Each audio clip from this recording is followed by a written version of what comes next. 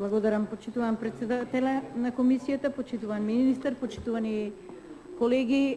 Мојата дискусија се надевам дека ќе биде прилог кон започнатата плодна дискусија која имаме во овој период. И сакам нешто да кажам во врска со ребалансот на буџетот кој што денеска и во текот на наредните денови ќе се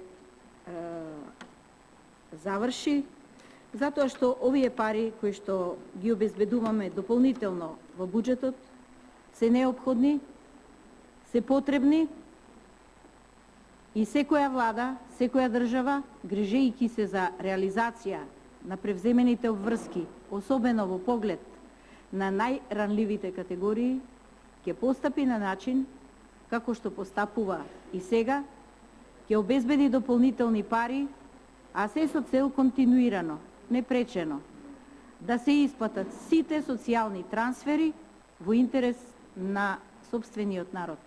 Пред се мислам на пензионерите, пред се мислам на социјално ранливите категории, на оние на кои што им е најпотребно, имајќи во предвид дека живееме во тешки времиња и дека она што е планирано во текот на периодот кој што следи како реализација може да не се реализира и до крајот на годината ние, како одговорни луѓе, пратеници, мора да ги обезбедиме средствата за кои што баш тие кои што им е најпотребно чекаат со нетрпение секој први во месец.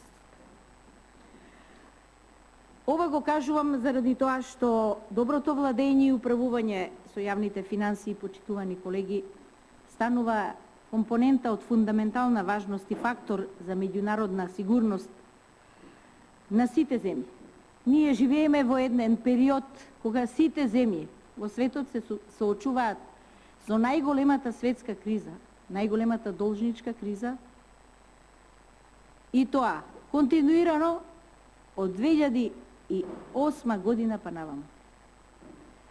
Два пати ни се случува должничка криза, почитувани колеги, и од оваа должничка криза страдаат ама сите економии, почнувајќи од најразвиените економии, па и се до македонската економија. Ништо не е поважно од тоа да се обезбеди добра фискална политика, добро компонирана фискална со монетарна политика, да се обезбеди стабилност на државата, да се обезбеди истовремено и социјални трансфери, да се обезбеди и средства во континуитет, во раст за капитални инвестиции, да се обезбеди поднослив дефицит, да се обезбеди држава која е релативно ниско задолжена во однос на другите држави и со сите сили, со се што е на располагање, да се обезбеди оваа држава да оди напред. И може не се сложуваме во политиките, може не се сложуваме во поодделните категории на вложувања. Меѓутоа, едно мора да признаеме дека сите меѓународни фактори кои што се бават со оваа најголема светска криза, која што ја познава светот, ја признаваат Македонија како држава која што добро се справува со кризата. И кога сите земји и во еврозоната и целокупната светска економија се бори и прави нови структурни реформи за да опстанат земјите, сите до една се задолжени во поголем износ отколку претходниот период. Не постои земја во светот која не се задолжува.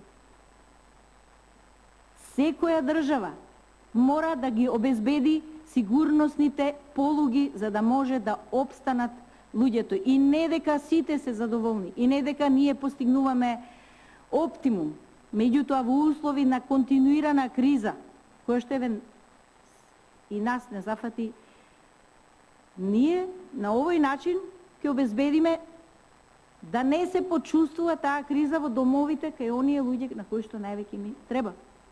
Затоа, почитувани колеги, издвојуваме 1 милијарда над 1 милиарда нешто повеќе за фондот за пензиско инвалидско осигурување и обезбедуваме над 400 милиони за лаборатории. Зошто вие, тоа е во глобала најголемите две ставки каде што се врши ребаланс. Зошто е битно тоа? Битно е заради тоа што во Македонија, во континуитет, се многу важни политиките кои што се зацртани како стратегија. А тоа е да се обезбеди фискална стабилност, транспарентност во сите политики, транспарентност во донесување на буџетската политика, извршување на буџетот, да се создаде една оптимална клима за несметано работите на стопанските субјекти да се придвижуваат во позитивна насока, да се обезбедат навреме извори на финансирање, односно да се креира таков буџет кој што нема да дозволи ситуација каква што ја посакуваа некои со години, а тоа е да станеме грчко сценарио. За жал, не успеа да го докажат тоа како факт и за среќа на македонскиот народ, ние не сме нити грчко сценарио, нити во иднина ќе бидеме. Во оваа насока е потребно да се каже дека се вршат сите прекаутелни действија во поглед на фискалната политика, заострување на сите мерки, буџетот навреме да се полни. И сите критики кои доаѓаат, и јас ги разбирам, во однос на фискалната политика која се води. Ама имајте во предвид дека еден цел буџет во земјите, тоа се објави и од Монетарниот фонд, се објави и во Европа, е сива економија. Тие пари кои што не доаѓаат во буџетот, не ги зимаат граѓаните.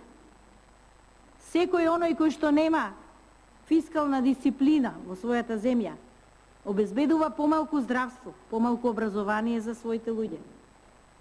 Нема бесплатно школување, нема бесплатно образование за сите подеднакво, од прв до последен. Затоа е таа фискална стабилност неопходна. Затоа мора да се бориме сите, заедно и во овој парламент, да се обезбеди што е возможно подобра фискална дисциплина. Со сите овие мерки, македонската економија во 2013 година со последните резултати оствари подобри резултати од оние кои што се планира. Просечниот раст во првата половина, почитувани колеги, е 3,4%. Растот не се должи на потрошувачката, како што некои сакаа да кажат. Растот се движи пред се преку капиталните и странските инвестиции. Стапката на невработеност паѓа на 28,8%. Македонија спаѓа во ниско задолжените земји. Последниот податок е 33,8% од бруто домашниот производ. Колку за споредба глобалниот економски раст во светот во 2013 година е 3,1%. Еврозоната се очекува да има низок негативен раст. Германија покажува некој стабилен раст од 0,7%. Сите останати економии имаат негативен раст. Затоа, во наредниот период очекуваат да има нешто поголем раст, кој би се движел од 1,2%. Во вакви услови, каде што има една детерминанта и за Македонија, бидејќи ние сме економија која што е отворена и зависиме и од движењата во светот, и ако има таму криза, и ќе има и кај нас криза. Сепак се издвојува за капитални инвестиции. И капиталните инвестиции растат во Република Македонија. За период од овие 6 години капиталните инвестиции се 1 милиарда и 800 милиони евра. И тоа е екзактен податок. Во услови на криза, никој не може да очекува да бидат подобри. Имајќи ги во предвид не само економските параметри, економските состојби, имајќи ги во предвид и политичките состојби.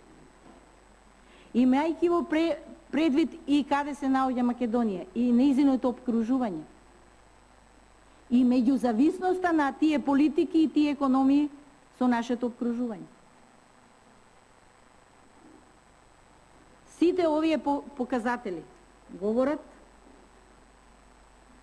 во прилог дека Македонија и понатаму ќе чекори со прудентна политика и дека Република Македонија ќе обезбеди и понатаму средства за сите категории. И не е точен податокот дека се троши, како што се сака да се каже, само и само за некои проекти кои што се непродуктивни, за се останато не се троши. Се троши во образованието. Ова што сега јас сакам да ви го покажам е само еден мал дел, кое што во Македонија е веќе донесено. Тоа се лаборатории во сите универзитети. Тие лаборатории ќе обезбедат повисока технолошка и системска сила на нашите студенти. Еве ви лабораторија за обликување и деформација на брзите прототипови на факултетите. За мехатроника. Тоа се лаборатории за студенти. Лабораторија за аудиовизуелна продукција. Лабораторија за екоинформатика. Македонија за високи за технолошки перформанси. Ова е добро, го имаше на реклама во весниците. Добро е граѓаните да го видат. Дека не се троши само за непродуктивни инвестиции, како што се сака да се каже. За веб технологии. Ова се лаборатории за сите факултети во Република Македонија. Врз база на овие лаборатории тие ќе учат и ќе го подобрат своето знаење. Лабораторија за еколошки параметри. На кој начин вие мислите ние да ги подобриме? Добро е да се види, ова се објави во сите весници. На кој начин вие мислите ние да ја подобриме структурата во економијата ако не вложуваме вака? Ги заборавате инвестициите над пола милиарда евра во земјоделието во овој период, веќе исплатени. Заборавате во медицинска опрема. Колку школи се реновирани, колку школи се направени?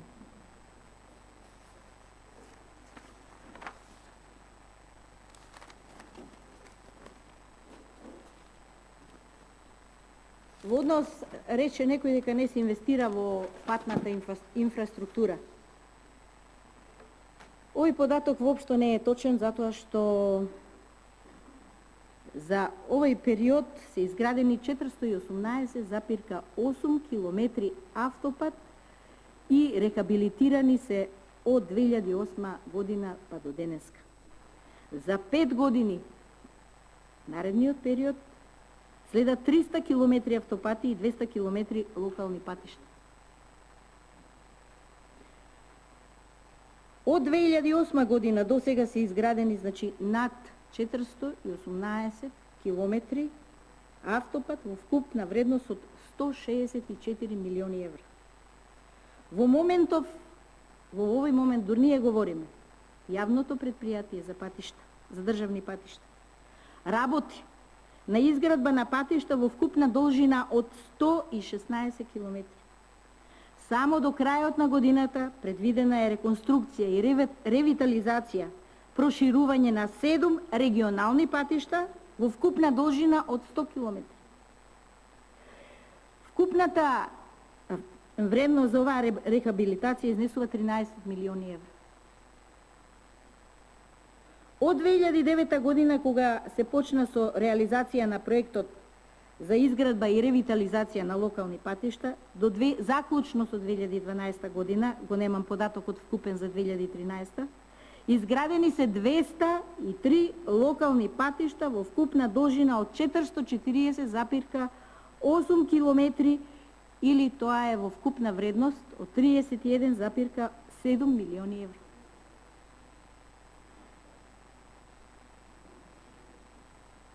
И во наредниот период ќе се инвестира за патишта. Ајде да почнеме за пругата да зборуваме за инфраструктурата на железничката мрежа, која што не се спомнува. Кредит земавме за да ја градиме, за да ја ревитализираме. Таму се работи на терен. Таму се издвоени огромни средства. Тоа мислите дека не е инвестиција? Или дали воопшто некој се прашал што воопшто влегува во инвестиција? Ако тие не се инвестиции кои што ги набројав. Дали може да кажеме дека во Република Македонија во континуитет растат депозитите на граѓаните? Од кога е осамостоена Македонија, депозитите на граѓаните се на највисоко можно ниво. Граѓаните штедат и тоа се брои таа заштеда во милиарди евра. И сега вие ќе кажете дека тој не е точен податок. Банките го кажуваат тој податок. Гувернерот на Македонија го кажа тој податок. Девизните резерви на Република Македонија се над 2 милиарди. Одржуваме стабилност на девизниот курс.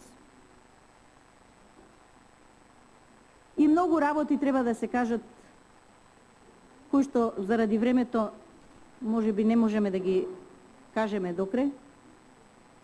Да ги кажеме и технолошките зони Бунарџик, Технохозе со нова инвестиција. Почна минатата година, гради 11.000 метри нов погон.